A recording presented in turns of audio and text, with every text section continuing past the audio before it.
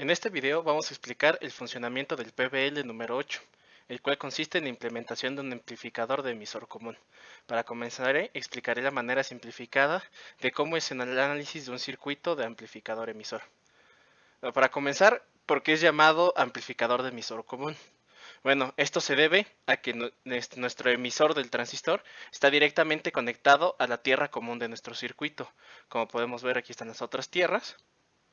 Entonces nuestra tierra común está conectada al emisor y nuestra salida amplificada va a salir por nuestro colector. Por eso mismo es que este es un circuito de emisor común. Bueno, aquí podemos observar el circuito que vamos a analizar. Para comenzar, haremos un análisis en DC, por lo que no tomaremos en cuenta la fuente de voltaje AC. Como podemos ver, aquí hacemos un puente para soltárnosla. Y con el circuito resultante aplicaremos el modelo de gran señal para poder obtener la corriente de la base, la corriente del colector y la corriente del emisor. También vamos a calcular el voltaje de colector emisor. Y ahora debemos de notar algo importante, es que nuestro voltaje de base emisor debe de ser aproximadamente 0.7 voltios, ya que esto significa que el diodo interno de la parte del emisor está funcionando en su polarización directa. En cambio, nuestro voltaje de base colector debe ser diferente a 0.7, ya que este debe de estar en la configuración inversa del diodo interno de nuestro transistor. De esta manera sabemos que nuestro diodo está funcionando en la región activa del transistor y esto significa que nuestra salida va a ser amplificada. Ahora vamos a calcular los tres datos más importantes del análisis DC que nos van a servir para nuestro análisis de pequeña señal. Estos son la transconductancia, que se calcula con la corriente sobre el voltaje térmico. Este voltaje térmico es una constante que vale 27.9 milivoltios. Aquí vamos a ver la transconductancia, que es igual a 231 milisiemens. Ahora vamos a calcular la resistencia pi. Esta resistencia la vamos a usar más adelante y se calcula con beta sobre nuestra transconductancia. Como podemos ver es 863 ohms. En caso de que no conozcamos la beta de nuestro transistor y tengamos algún tipo de análisis en una simulación, podemos calcularlo con nuestra fórmula de la corriente en el colector. Simplemente la despejamos y nos queda que nuestra beta sería igual a la corriente del colector sobre la corriente de la base. Para finalizar, la tercera variable que vamos a analizar será R0, la cual, debido a nuestro voltaje early,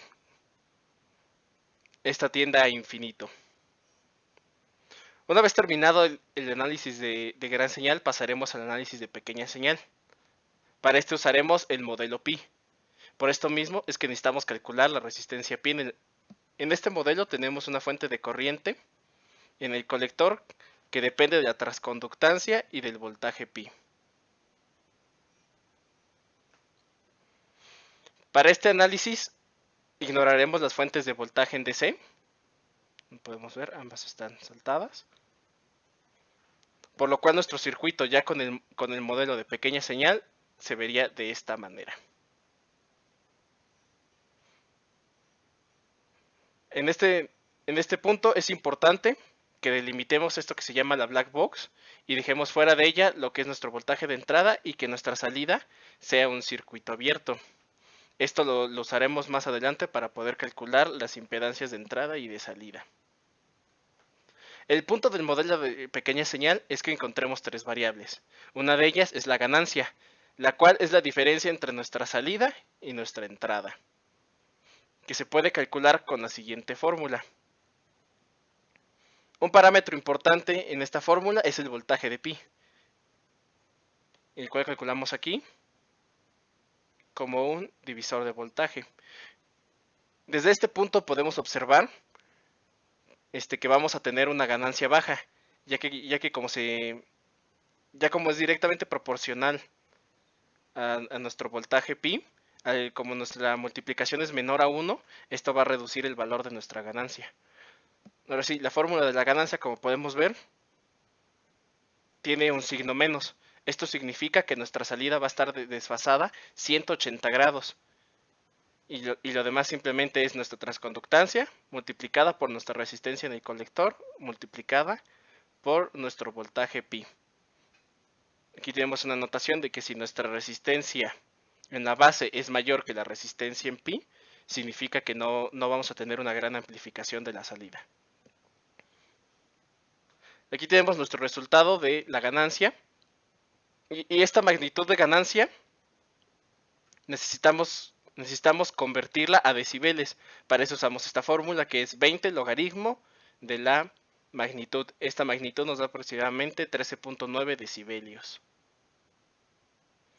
Ahora vamos a pasar a calcular la impedancia de entrada y la de salida. Haremos uso de la black box, como habíamos dicho anteriormente. Y para calcular la impedancia de entrada, tenemos una fuente de prueba conectada a la entrada del black box. Y en nuestra salida debemos tener un circuito abierto. Como esta parte derecha del circuito depende del voltaje pi, ahorita mismo lo ignoraremos y nos quedaremos solamente con esta parte izquierda. Si hacemos un análisis con la ley de Ohm, podemos darnos cuenta que la corriente de este circuito es igual al voltaje de referencia sobre la suma de nuestras resistencias, ya que estas están en serie.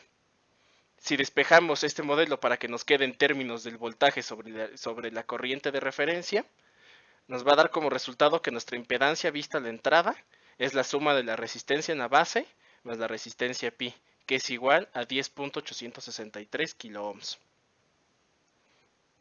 Para el caso de la impedancia de salida, nuestro voltaje de referencia ahora será colocado en nuestra salida y nuestra entrada será cortocircuitada. Como podemos ver, como en nuestro lado izquierdo solo tenemos dos resistencias que ahora van a estar conectadas directamente a tierra, este circuito va a ser cero, por lo cual nuestro Vp va a ser cero, lo que significa que nuestra fuente de corriente que depende del voltaje en pi también va a ser cero, lo cual significa que nuestro análisis se va a quedar solamente con esta zona del circuito, por lo cual sabemos directamente que nuestra resistencia en el colector va a ser la impedancia de salida. Ahora mi compañera Jimena va a explicarles el funcionamiento del multisim de este circuito.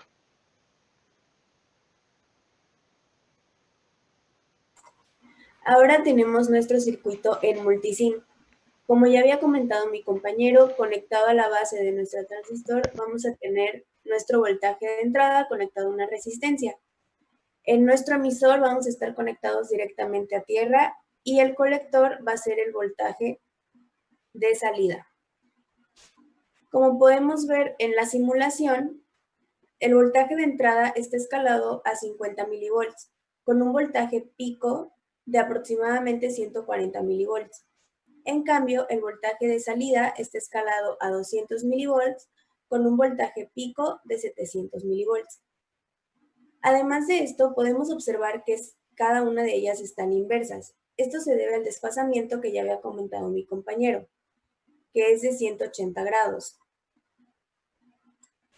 Ahora podemos observar nuestra función de transferencia Bin contra Bout, donde podemos observar también que la pendiente es negativa debido al desfasamiento previamente mencionado.